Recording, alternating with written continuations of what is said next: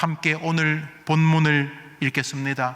읽읍시다. 시작. 율법을 따라 거의 모든 물건이 비로소 정결하게 되나니 피 흘림이 없은즉 사함이 없느니라. 피 흘림이 없은즉 사함, 죄 사함이 없느니라.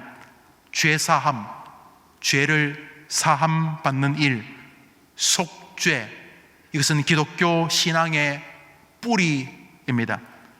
뿌리가 없이 나무가 설 수 없고 기초가 없이 건물이 세워지지 않는 것처럼 기독교 신앙의 뿌리는 죄 사함 혹은 속죄입니다. 왜냐하면 그것이 인간 구원의 이유요, 예수 그리스도께서 이 땅에 오신 이유이기 때문입니다.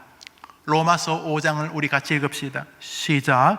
한 사람으로 말미암아 죄가 세상에 들어오고 죄로 말미암아 사망이 들어왔나니 이와 같이 모든 사람이 죄를 지었으므로 사망이 모든 사람에게 이르렀느니라. 사망이 모든 사람에게 임하는 것은 죄 때문이라는 것이죠. 그런데 어떤 사람이 죄를 지었다고 합니까? 노란 글씨 읽읍시다. 시작.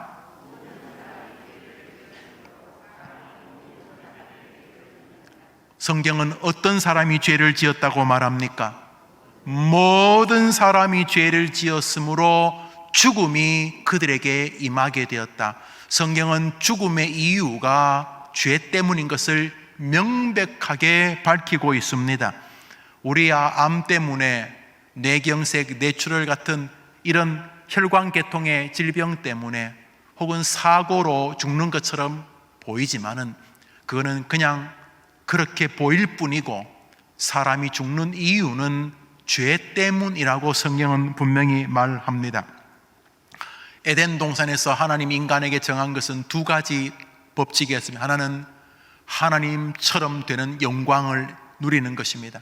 정말로 하나님과 같은 권세를 누리는 것입니다. 너가 나와 함께 하나님처럼 멋진 영광을 누리자 하는 법을 주셨습니다.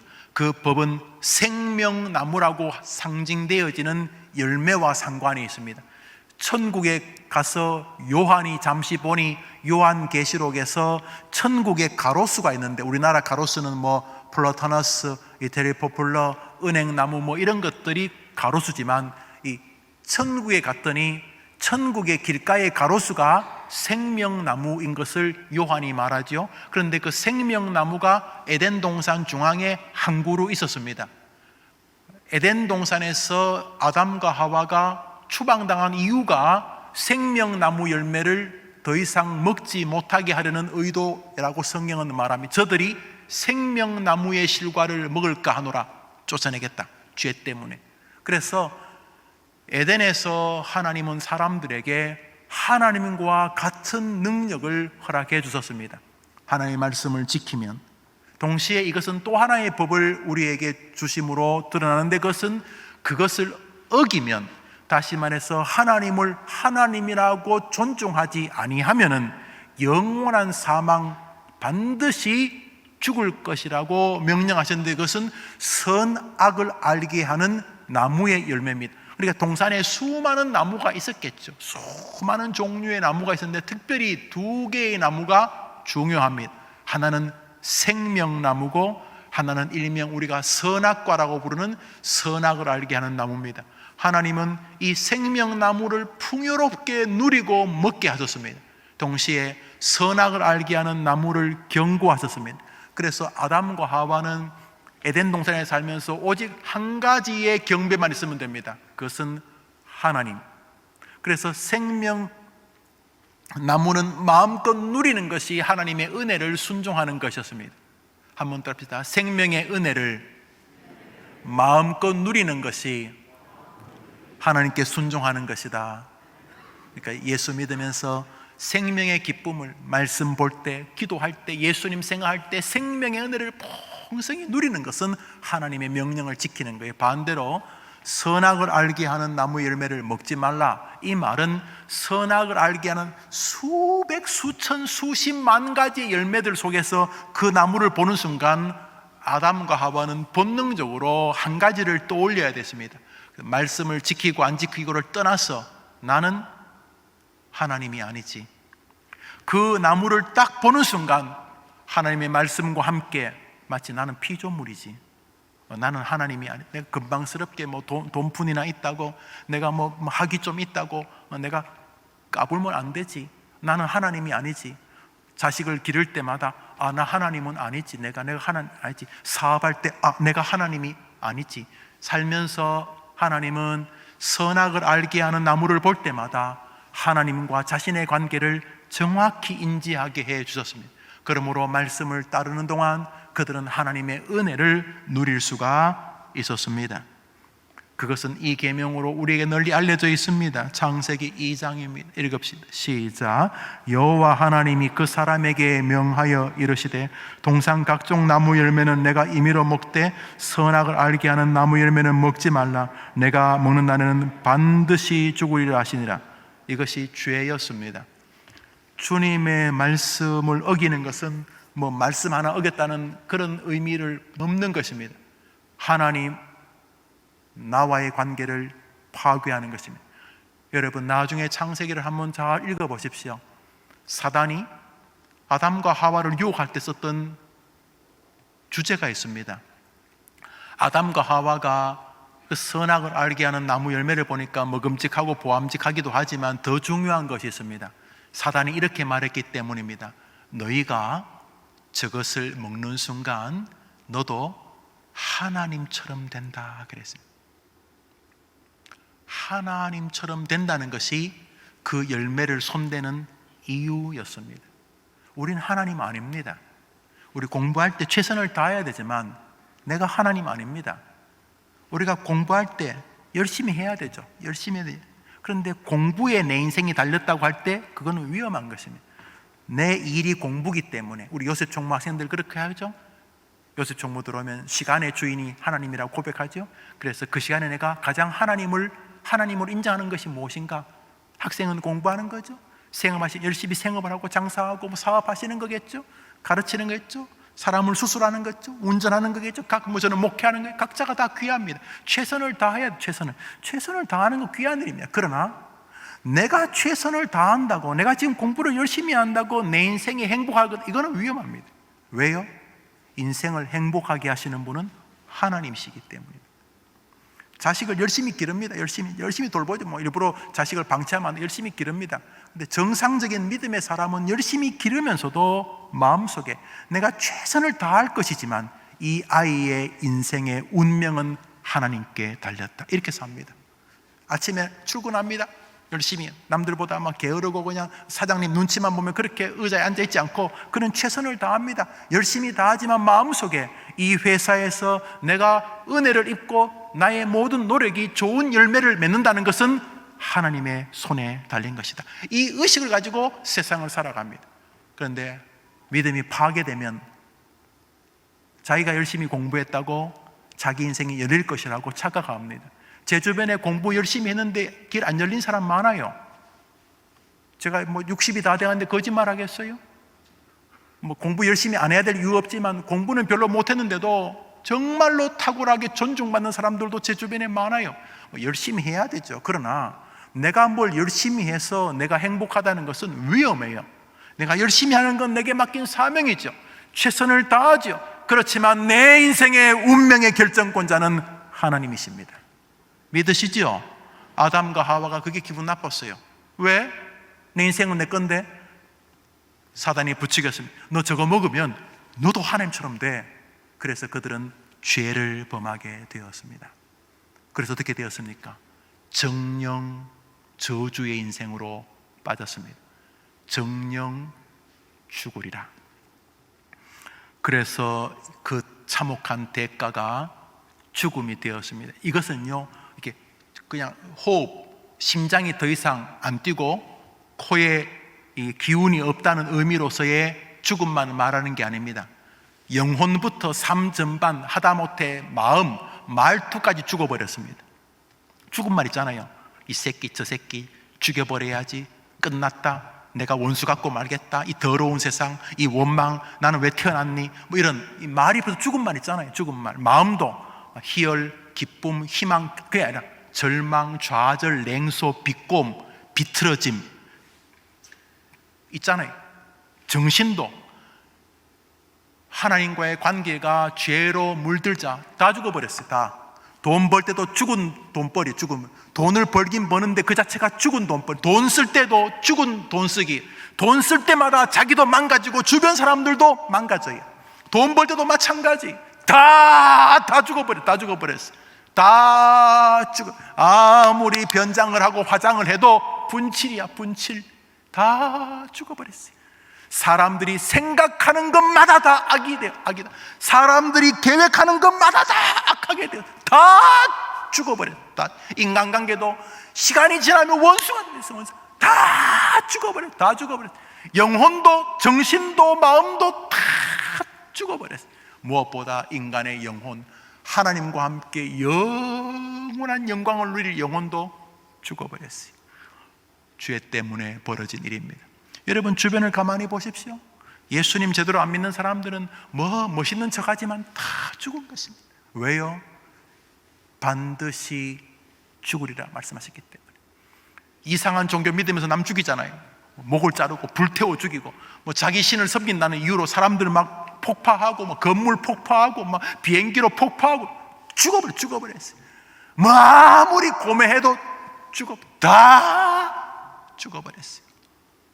그래서 예수님 믿지 않는 사람이 고매하게 말하면 비꼴 필요까지는 없지만은 우리 마음에 다 죽은 거다, 다 죽은 거.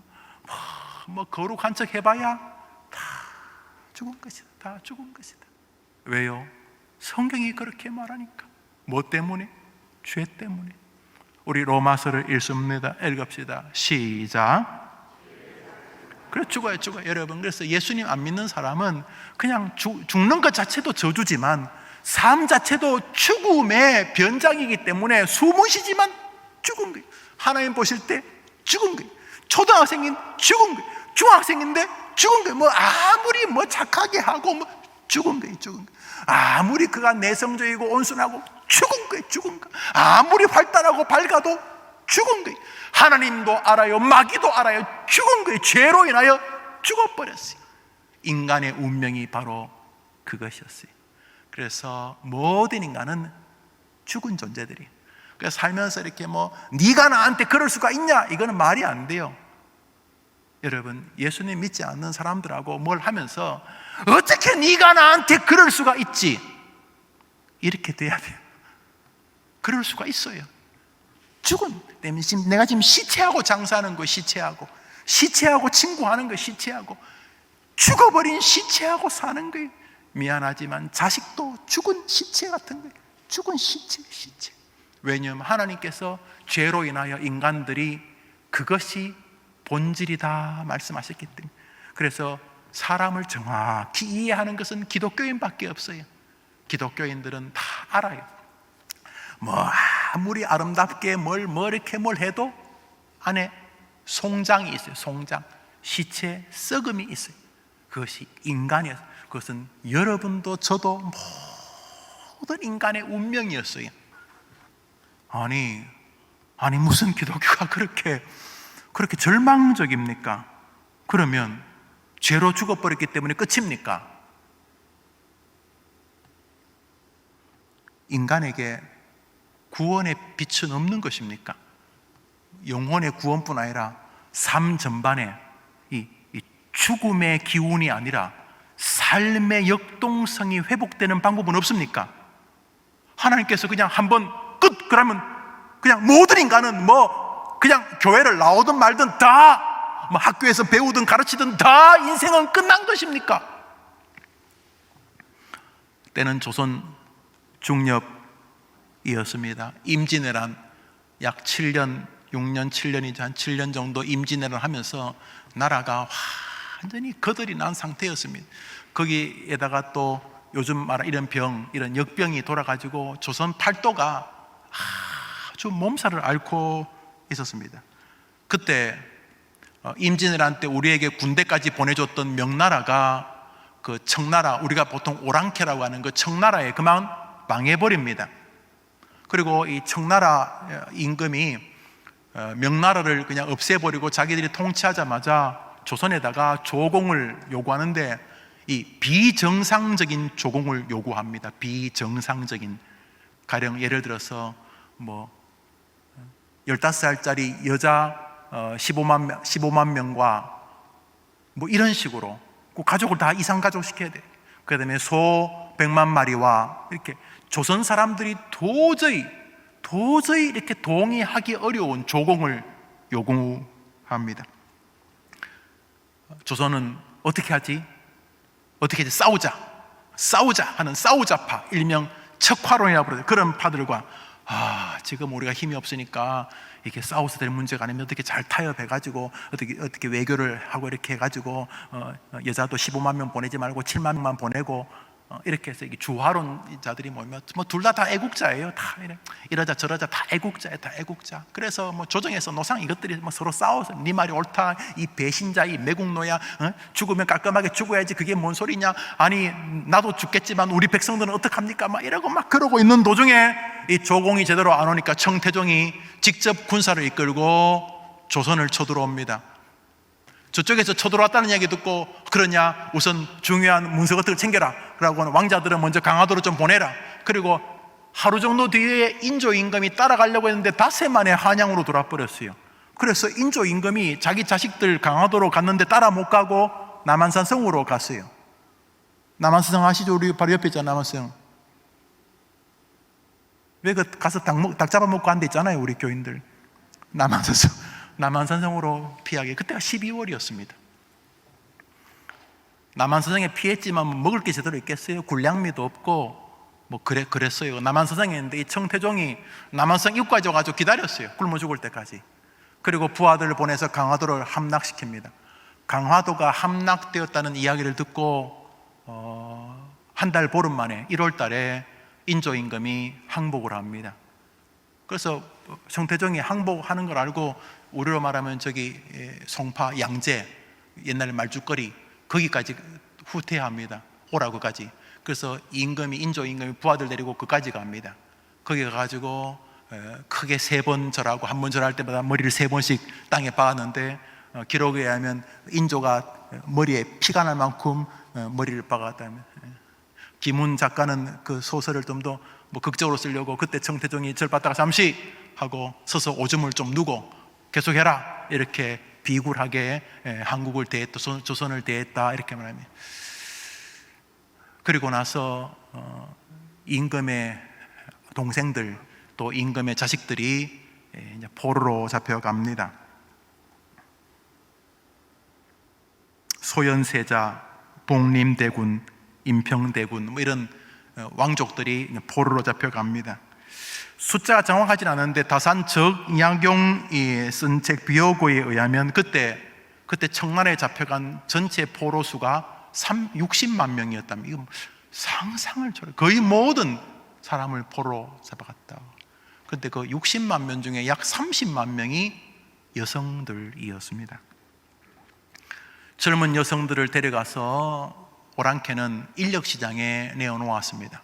그래서 노예로, 처첩으로, 종으로 팔렸습니다.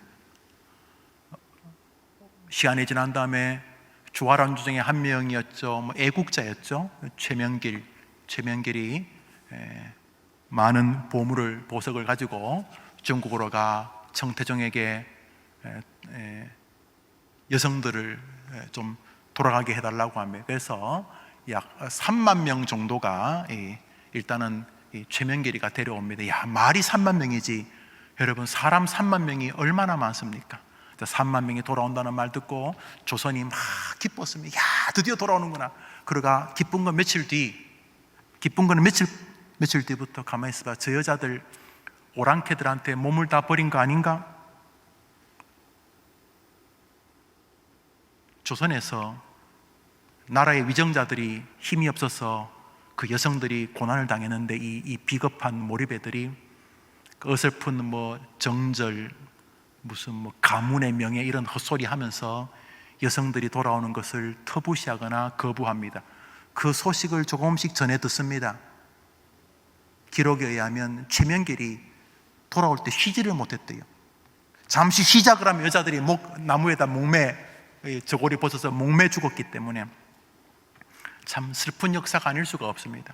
인조가 그 소식을 전해 듣습니다. 이거 어떡하지? 그러다가 인조가 이런 전교 어명을 내립니다. 인조의 어명입니다. 도성과 경기도 일호는, 고향이 이 서울, 한양, 경기도 일원에 있는 사람은 이쪽으로 오겠죠.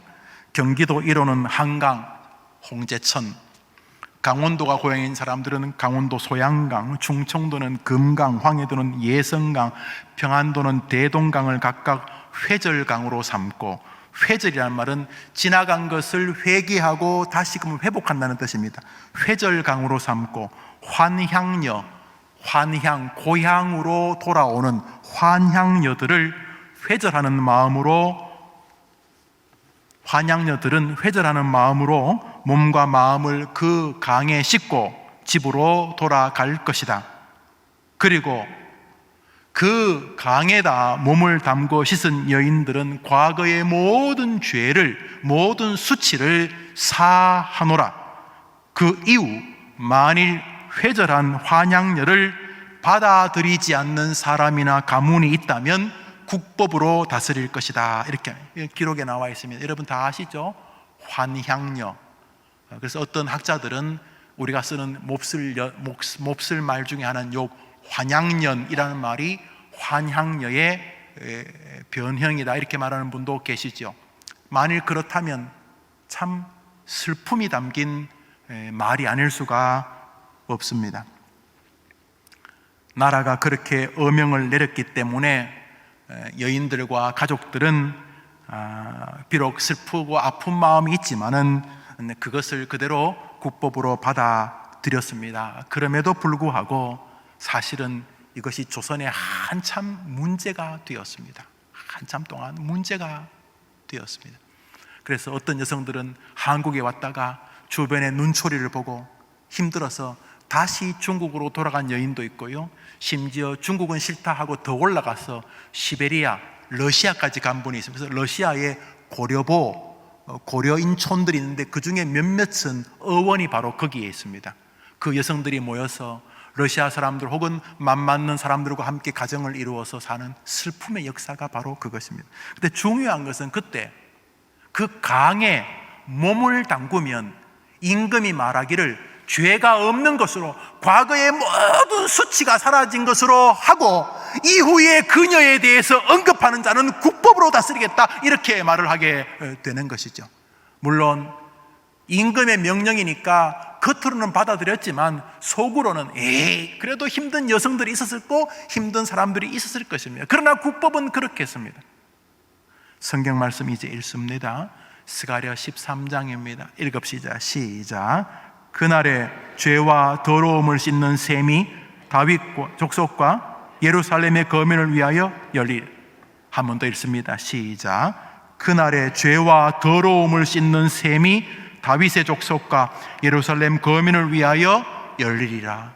그날에 한강의 홍제천처럼, 저 대동강처럼, 금강처럼 누구든지 거기에 몸을 담근 여자들을 더럽다, 오랑캐에게 몸을 버린 여자라고 말하는 인간이 있으면 국법으로 처벌하겠다, 이렇게 말했다는 거죠.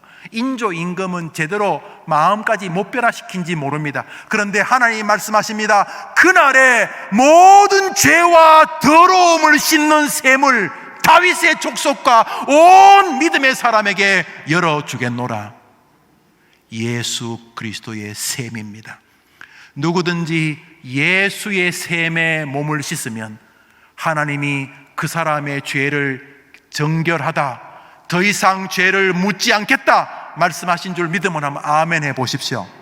지금 여러분 창세기에 죄의 삭선 사망이라는 이글거리는 주님의 진노가 있는데 주님께서 또 하나의 명령을 주셨습니다. 그날 어떤 D-Day가, 어떤 특별한 날, 어떤 날일까요? 예수님이 오시기 전부터 수백 년 전부터 어떤 아이가 온다, 어떤 사람이 온다. 그 아이는 전능자다, 기묘자다. 보라, 처녀가 잉태하여 아들을 낳을 것이다. 그 이름을 하나님 임마누엘이라 하라. 그 아이의 별명은 기묘자, 전능자 하나님이시다. 예수님이 오시기 1000년 전부터 누군가가 자꾸 온다는 거예요. 그러다가 그분이 왔을 때 그 예루살렘 언덕, 베들레헴 언덕, 사람들이 양치고 있을 때 천사가 말합니다. 오늘날 너희를 위하여 다윗의 동네에 구주가 나셨으니. 할렐루야. 여러분, 한강에 홍제천에 몸을 담고도 임금이 깨끗하게 하겠다고 했으면, 하나님이 그 샘에 몸을 담그면 깨끗하고 너의 죄를 없는 것으로 하겠다는 말이 지켜지겠습니까? 안 지켜지겠습니까? 여러분이 평생 죄책감으로 살든 말든 하나님은 그것을 어떻게 생각하시겠습니까? 예수 그리스도의 피의 샘물 말입니다. 요한일서를 읽습니다. 읽읍시다. 시작. 그 아들, 한 번 더 큰 소리로 시작. 한 번 더 시작. 그 아들, 우리를, 이 피를 믿음을 하면 아멘 해보세요. 여러분, 동의 안 되죠? 지금도 오다가 죄 짓고 계시잖아요. 지금 머릿속에서 지금 죄 짓고 있는 분 없어요? 12시에 끝날 줄 알았더니 그거 죄라고 말하긴 뭐하지만 지금 머릿속에서 지금 못된 계획 지금 세우고 있는 분 안 계세요? 내가 예수는 믿는데. 그런데 성경에 뭐라 그래요? 그러든 말든 그 아들 예수의 피가 우리를 모든 죄에서 깨끗하게 하실 것이요. 이제 선악을 알게 하는 나무 열매를 먹지 말라는 말을 거절한 인간이 더 악하겠는가? 자기 아들 예수의 피로 너의 죄를 깨끗하게 하겠다는 예수 하나님의 말씀을 거역하는 인간이 더 나쁜 놈이겠는가? 오늘 한번 생각해 보십시오. 신년 첫 주에 어떤 놈이 더 나쁜 놈이겠는가? 선악을 알게 하는 나무 열매를 먹지 말라는 말을 불순종한 인간이 더 나쁜 놈이겠는가? 자기 아들까지 죽이면서 그 피로 인간의 죄를 다 사하겠다고 하신 하나님의 말씀을 우습게 여기는 인간이 더 나쁜 놈이겠는가? 어떤 인간이 더 나쁜 놈이겠는가? 내가 죄가 많아, 양심이 가책이, 그 양심 존중할게요. 근데 여러분 양심 따위가 뭘 대단하다고 그 예수의 피가 모든 죄에서 너를 깨끗하게 하신다는 말을 짓밟은 것입니까? 여러분의 그 알량한 양심이 얼마나 대단하길래 예수의 피가 모든 죄에서 너를 깨끗하게 하실 것이요 하는 말을 조롱하시는 것입니까? 왜 겸손으로 포장해서 그 말씀을 거역하시는 것입니까? 믿음 전반이 다 그 말씀을 불신하기 때문에 사는 거 아닙니까? 믿음이 없다는 말이 뭡니까? 예수의 피가 모든 죄에서 너를 깨끗하게 하실 것이요라고 안 믿기 때문에 불안하고 좌절하고 절망하고 그러는 거 아닙니까? 어떤 놈이 더 나쁩니까? 이것을 먹지 말라는 말씀을 거역하는 인간이 더 나쁜 놈입니까? 자기 아들 예수를 죽이며, 그 예수는 하나님이셨습니다. 이위이신 하나님이신 예수님을 죽이면서 그 아들 예수의 피가 모든 죄를 깨끗게 하실 것이요 하셨던 이 말을 거역하는 인간이 더 나쁜 사람이겠습니까? 에베소서를 읽습니다. 에베소서 읽읍시다. 시작. 우리가 그리스도 안에서 그의 은혜의 풍성함을 따라 그의 피로 말미암아, 예수의 피가 여러분을 구원 못한다는 겁니까? 워낙 여러분 양심이 부드러워서, 아니면 여러분 죄가 워낙 커서, 크지요? 죄는 많은데 거룩한 척 하니까 크지요? 그렇죠. 크겠죠. 저도 그렇고 여러분도 그렇고, 그죠? 그러니까 예수의 피가 여러분을 구원 못할 것 같으니까 지금 그렇게 똥 씹은 표정으로 살아가는 것 아닙니까? 예수의 피가 여러분을 구원한다고 못 믿으니까 오늘도 꼭 절에 다니듯이 교회 다니는 거 아닙니까? 열심히 지성이면 감천이다 이러면서 교회 다니는 거 아닙니까? 예수의 피가 너를 모든 죄에서 깨끗하게 하실 것이요, 그러니까 도무지 감격이 없는 거 아닙니까? 뭐 조그만 큰 선물만 해도 너무너무 기쁜데 예수의 피가 모든 믿는 자의 죄를 깨끗하게 하실 것이요라고 안 믿어지니까 교회 생활이 거의 괴물 비슷하며 살아가는 것 아닙니까? 오늘 설교 본문을 읽겠습니다. 읽읍시다. 시작. 모든 물건이 피로서 정결하게 되나니 피 흘림이 없은즉 사함이 없느니라. 그러니까 피 흘림이 없이는 죄 사함은 불가능하다는 건데요, 성경이 하려는 게 뭡니까? 예수가 피를 흘렸다는 것입니다. 우리가 아무리 수학을 못해도 이 논법이 생각납니다. 피 흘림이 없이는 죄 사함 없다. 하나님 뭐 피를 좋아하시나? 뭐 할 수 없지, 뭐 하나님 정하셨어요. 그래서 레위기에 수많은 양들 뭐 소를 피 흘리고 제사 지내고 그러면 그 사람 죄를 용서하고 뭐 이해는 되는데 예수님 왜 죽은 거지? 피 흘림이 없이는 사함이 없느니라. 오늘 설교 보면 이해됩니다. 이해됩니다. 근데 예수님 왜 죽으신 거죠? 죽으면서 어떻게 했지? 창으로 찔려 물과 피를 다 흘리셨다.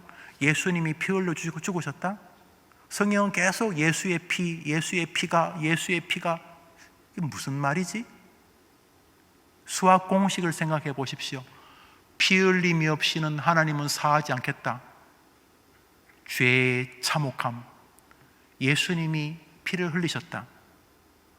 내 자리는, 나는 어떻게 됐다는 겁니까? 히브리서를 읽습니다. 읽읍시다. 시작.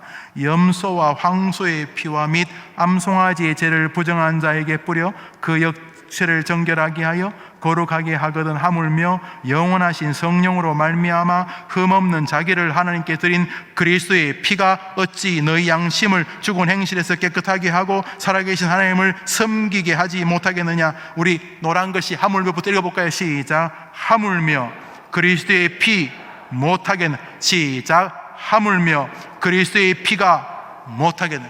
하물며는 뭡니까? 앞에 염소, 황소 이런 것들이 죽어도 그 피 흘림을 통해서 그 뒤에 있는 인간의 죄를 사한다면, 내가 죄인인데 염소, 양, 황소가 죽어요? 얘네들이 피를 흘리면 제사장이 그 피를 뿌리면서 나를 보고 네 죄가 해결되었다 그러면 이제 내가 돌아가요. 그게 구약의 레위기 아닙니까? 내가 죽어야 되는데 양들이 피를 흘리면 하나님이 그걸 받아주세요.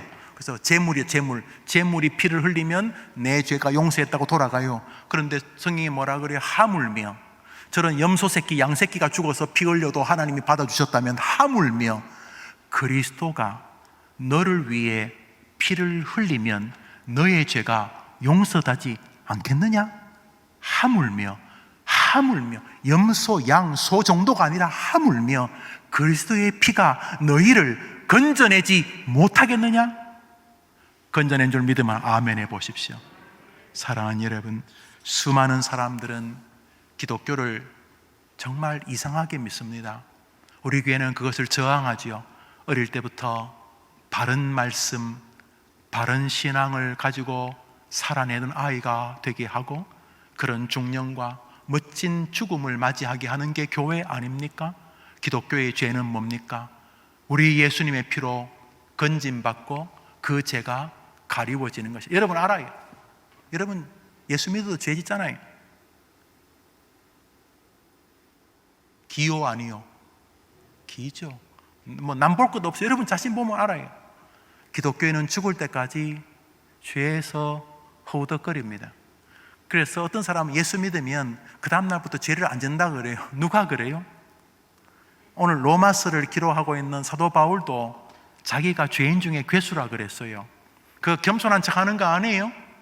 자기가 자신을 가만히 보니까, 바울이 막 총 나간다 칼 나간다 설교하잖아요. 그리고 가만히 보니까 자기 안에 하나님을 사랑하는 마음이 있어요. 분명히 있어. 바울이니까 안 그렇겠어요? 목사님 안 그렇겠어요? 근데 한쪽에 그 정도 크기 이상의 죄가 있는 걸 발견해요. 그래서 뭐라고? 오호라 나는 공고한 사람이다. 네. 그게 겸손하게 하는 게 아니에요. 조금만 정직하면 알아요. 내가 내가 명색이야 목사인데 집사인데 장로인데 정말 내가 왜 내가 이 정도밖에 안 되나 내가 정말 우리가 알아요. 자기가 얼마나 한심스러운지 알아요. 기독교의 죄는 말이죠, 우리 하나님께서 예수님을 우리를 위해 죽이시고 우리를 간과하시는 거예요. 간과가 뭐예요? 있는데 없다고 해주시는 거예요. 이상하죠? 예수 믿으면 그날부터 순결한 완전히 백옥 같은 그런 죄인 아닌 사람이 되어야 될 것 같은데 아니죠. 돌아서면 죄 있잖아요. 저는요 직접 들었어요. 제일 늦게까지 교회에서, 시골 교회에서 제일 늦게까지 통성으로 기도하고 권사님 돌아가시면서 남의 집 호박 따가는 거 제가 직접 들었어요. 늦게까지 기도하고 막 통성으로 기도하고 방언으로 기도하고 집에 갈 때 아침거리로 남의 호박 따가는 거 제가 들었어요. 인간이 그런 거예요. 그래서 기독교의 구원은요, 예수 믿으면 그 다음부터 죄를 안 진다는 거. 그런 사람이 있으면 나한테 다 데리고 오세요. 황당하기 짝이 없는 인생들이니까요. 기독교의 죄는 뭐죠? 예수를 믿는 믿음으로 해결되는 사죄의 은혜예요. 로마서 4장 7절을 읽습니다. 로마서 4장 7절 시작. 다시 읽어요. 시작.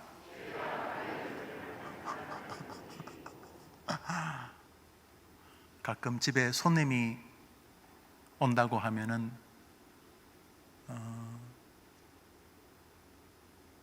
어떤 사람은 청소를 하는 게 아니고 한 군데 다 모아가지고 뭐로 덮어놔 버려요. 그런 사람 많죠? 우리 학생들, 야 엄마 친구 간다 그러면 막 갑자기 거실이 깨끗해져요. 깨끗해진 거 아니야. 거실의 걸 다 쓸어가지고 엄마 방에 놓고 문 잠궈 버렸어. 깨끗해. 문 열면 막 쏟아져. 쓰레기 다 쏟아지는데 겉은 깨끗해. 이게 가리워지는 거예요. 없어지는 거 아니고 가리워지는 거예요. 예수님이, 하나님이 우리 알지요. 우리 뱃속까지 다 알지요. 우리가 생각지 못하는 생각의 한 조각까지 다 읽으시죠. 그런데 하나님께서 예수님의 의의 옷으로 우리를 딱 덮으시고는, 죄가 있어요? 다 덮으시고는 그 옷을 보고 예수의 옷이 깨끗하네, 깨끗하다, 이렇게 하시는 거예요. 이렇게 하시는 거예요. 예수의 피로 자신의 죄가 가리워지는 사람은 복이 있도다. 우리는요 더러워요. 죽을 때까지 그럴 거예요. 그렇지만 우리는 알아요. 하나님이 우리를 구원하시려고 예수의 샘물로 우리를 적셔 주셨다는 것을. 그래서 우리는 하나님 앞에 두 가지 의식을 가져요. 담대함. 예수님이 나를 위해 피를 흘리시고 예수의 피가 나를 깨끗게 했다. 이게 너무 확신이 오니까 여기서 이 확신을 어려운 말로 중생, 회심, 거듭남 이렇게 말해요. 예수의 피가 내 죄를 씻었다는 게 믿어지기 시작해. 그냥 믿어져요. 엄마 아빠가 목사님, 장로님, 권사님이었는데 그냥 교회만 다니고 뭐 정도모 회장, 고등부 회장 뭐 그런 짓 하다가, 그런 짓이 아니고 제가 그랬거든요. 그렇게 어느 날 예수의 피가 나를 씻었다는 게 믿어져요. 할렐루야. 그러면 구원의 기쁨이 막 솟아나요. 그리고 나서 이 감격이, 이 담대함이 커요. 내가 구원 백성이 되었다. 동시에 그 담대함 안에 부끄러움이 밀려와요. 아직도 내가 이 모양 이 꼴이구나. 나 같은 죄인을 살릴 길이 예수님 죽음밖에 없었구나. 면목이 없습니다. 주님. 살면서 그 담대함은 동시에 부끄러움으로 내 마음에 늘 다가오게 됩니다. 그래서 예수의 그 피를 늘 입고 삽니다. 그렇지만 그 끈적끈적한 예수님의 피가 느껴지고 그 구원의 오단에서 예수님의 피냄새가 맡아집니다. 예수의 의의 피, 그 피의 옷을 우리가 입고 있습니다. 내가 압니다. 이 옷을 벗으면 내 죄인인 모습이 다 드러나는 것을 압니다. 그래서 그리스도인들은 이 예수의 피의 옷을 늘 입고 삽니다. 요한계시록 7장을 읽읍시다. 읽습니다. 시작. 큰 환난에서 나오는 자들인데 어린 양의 피에 그 옷을 씻어 희게 하였네. 여러분, 옷에 피가 묻으면 어떻게 희어져요? 옷에 피 묻으면 맨 처음에 빨갛고 시간이 지면 검해지죠. 피 묻어 보셨지요? 피 묻어 보셨지요? 예? 알지요? 아니, 어떻게 피가 무슨 세탁 무슨 하이타이예요? 빨래비누예요? 그런데 예수의 피로 그의 영혼이 깨끗함을 입는 것이 기독교예요. 기독교회는 뭐예요? 나는 죄인이에요. 죄인. 구원받을 길 없어요. 그런데 하나님이 예수의 피 묻은 옷을 우리에게 더 입히시고는 너 깨끗하다, 구원, 이렇게 말씀하시는 거예요. 내가 알아요. 내가 안 깨끗한 거 내가 알아요. 그런데 내가 구원받을 길은 예수의 피밖에 없기 때문에 예수의 피에 셈에 담그고 예수의 피에 옷을 입히신 다음에 예수의 피를 보고 너 구원, 너 깨끗하네? 안 깨끗해요. 이 옷 내 거 아니에요. 이거 예수님 옷이에요. 그런데 너 깨끗하네? 구원, 구원, 구원. 예수의 피로 얻는 것이 구원인 줄 믿으면 아멘 해보십시오. 그래서 기독교인들은 이 예수의 피를 입고 삽니다. 누가 뭐래도 무슨 오만상 마귀가 너 임마 김집사 너 임마 호박씨까지 말고 너 죄인이잖아. 중동부 너 임마 너가 지난 여름에 뭐 한 주 다 알아 이 자식아. 너 임마 네가 교회 그래 미안해. 너 같은 놈은 임마 진짜 나쁜 놈이야. 맞아, 나쁜 놈이야. 그래서 너 구원 못 받아. 잠깐만, 내가 나쁜 놈인 건 맞는데 구원 못 받아는 말은 불가능해. 나는 나를 위해 죽으신 예수님의 피를 입고 있기 때문이야. 할렐루야. 이 예수의 피가 내 마음을 적실 때 우리는 성도의 길을 걸어가게 됩니다. 그것을 어려운 말로 sanctification, 성화라고 부릅니다. 성화는 어제보다 더 착해지는 게 아니고 오늘 칭의, 이 의로운 옷을 입혀주신 것을 다시 생각하는 것이 성화입니다. 우리가 살면서 죽어야 되는데 다 사형 그러는데 사형을 언도하는 사람이 나를 딱 보고 너는 구원, 앞에 사람이랑 나랑 똑같아요. 그런데 옷만 달라. 옷만. 걔네들은 황금 보석 옷을 입었는데 나는 예수의 피의 옷을 입었어. 심판한 사람이 내 앞에 사람 지옥, 저주, 지옥 그러다 날 보는 게 아니지. 내가 입은 옷을 보고 너 구원. 왜요?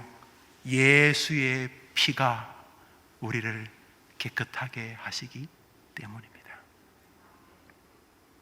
그래서 기독교인은 담대합니다. 그래 맞아, 네가 나 부족해. 구원 못 받는다고? 헛소리 하지 마. 예수가 나를 위해 피를 흘리셨어. 할렐루야. 동시에 끈적끈적한 예수의 피냄새를 늘 느낍니다. 왜냐하면 내가 구원받은 것은 나 때문이 아니기 때문입니다. 예수 때문에, 나 같은 죄인을 위해서 예수님이 죽으셨기 때문에. 기독교인은 날마다 이 독특한 예수의 피를 냄새 맡습니다. 그때 담대하지만 동시에 기독교인에게는 부끄러움이 있습니다. 그래서 여러분, 믿음 좋은 기독교인들은 밝습니다. 그렇지만 겸손합니다. 왜냐하면 구원이 나에게서 난 것이 아니요 하나님의 놀라운 예수의 피 흘림의 선물인 것을 알기 때문입니다. 이런 사람들은 담대하고 겸비하고 담대합니다. 그런 삶을 날마다 그리스도의 피를 기억하며 살기 때문에 그것을 성화라고 부릅니다. 한번 따라할까요? 나 같은 죄인 살리신 그 은혜 너무 고맙습니다. 우리 찬송으로 신앙 고백합시다.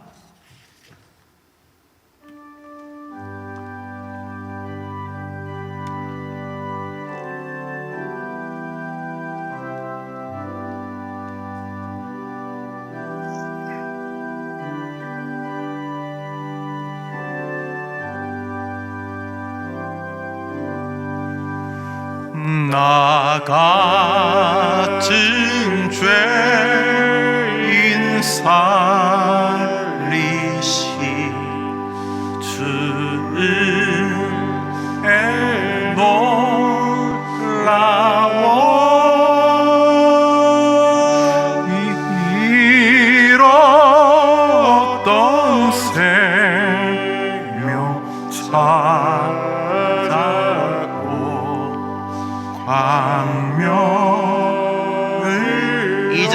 기도합시다. 큰 죄악에서 건지신, 큰 죄악에서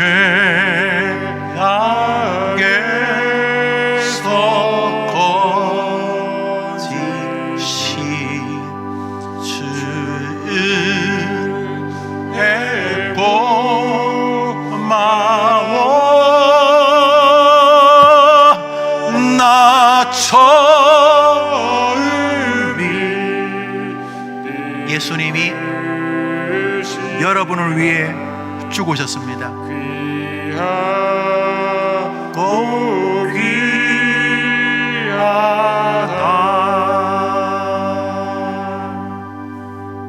오늘 설교 제목 한번 따라 합시다. 모든 새로운 시작의 근원 그리스도. 한 번 더 합시다. 모든 새로운 시작의 근원 그리스도. 힘드시면 다시 여러분의 옷으로 돌아가십시오. 예수의 피에 오십니다. 나 같은 죄인 위하여 피 흘리신 예수 그리스도. 그리고 하나님은 이것만 보시는구나. 이것만. 하나님은 이것만 보시는구나. 그래서 여러분 오늘도 내일도 힘들고 어려울 때마다 예수님이 뭘 하셨는지, 예수님이 내게 무슨 옷을 입혀주셨는지, 죽으시고 다시 부활하신 주님이 지금 뭘 하고 계시는지, 나는 예수님과 어떤 관계인지를 기억하십시오. 그러면 다시 일어서게 될 것입니다. 결국 믿음이 좋다는 말은 날마다 예수의 피를 아는 것입니다.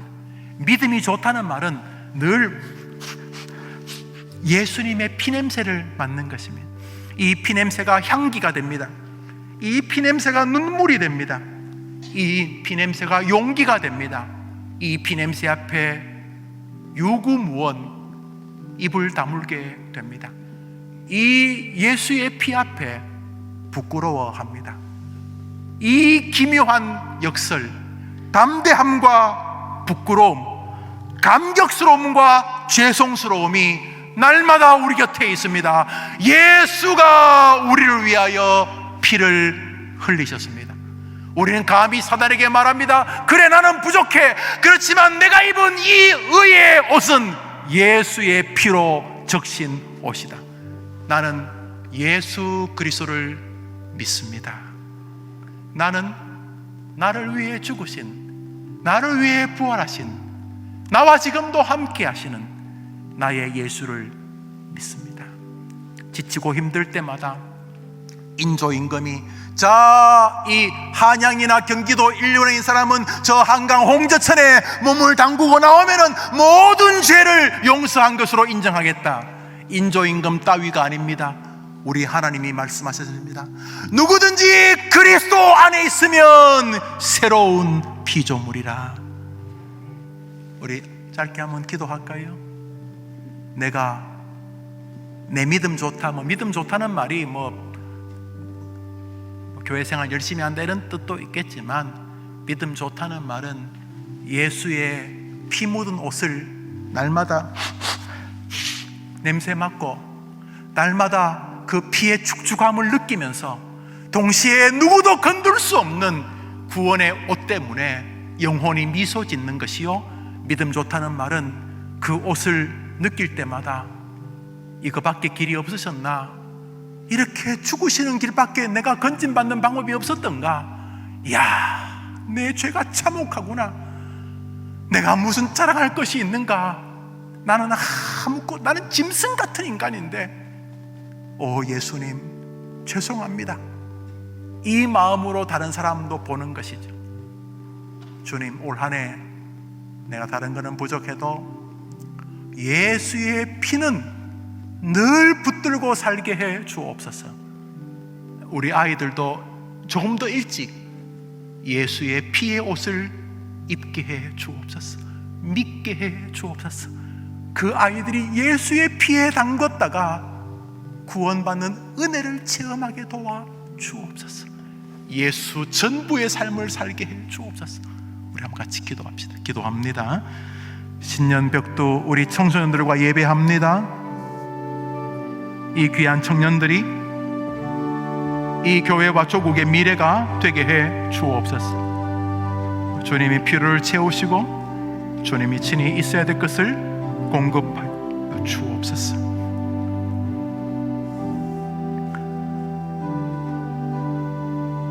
그 아들 예수의 피가 우리를 모든 죄에서 깨끗하게 하실 것이요, 그날에 죄와 더러움을 씻는 셈이 다윗의 족속과 예루살렘 거민을 위하여 열리리라. 아멘.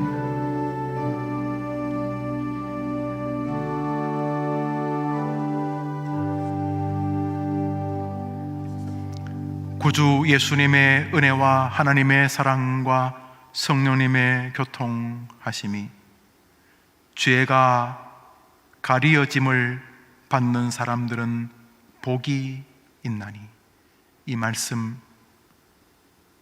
진심으로 믿어지면서 내가 예수님의 피로 죄가 가리워지는 것이구나, 나는 여전히 죄인인데 하나님이 예수의 피 묻은 옷을 입히시면서 너 깨끗하다 라고 말씀해 주시는 것이구나. 오 하나님, 감사합니다. 내가 예수의 피로 구원을 받았습니다.